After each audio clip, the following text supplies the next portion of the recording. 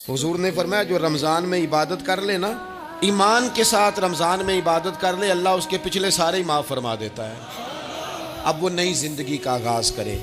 जिसने शब कदर पे रो रो के तौबा की है, वो रमज़ान के बाद करप्शन छोड़ दे, झूठ छोड़ दे, बददियानती छोड़ दे, दिल दुखाना छोड़ दे।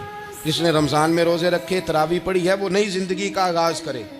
खुदा की रहमत से गुनाह माफ़ हो गए, अब वो आगे बढ़े। नबी पाक अलैहिस्सलाम ने फरमाया जो अल्लाह के घर का हजकार आया वो इस तरह है जिस तरह आज माँ के पेट से पैदा हुआ है। अब नई जिंदगी का आगाज करे, अब वो अपनी आदत में तब्दीली लाए, अब वो बदल जाए। मैं किस दर्द से ये बात आपसे करूं कि 50 लाख मुसलमान हर साल हज करता है। अगर 25 लाख का किरदार भी ठीक हो जाए तो साल का 25 लाख बा किरदार मुसलमान अगर दुनिया को दिया जाए तो बताइए उम्मत मुस्लिमा का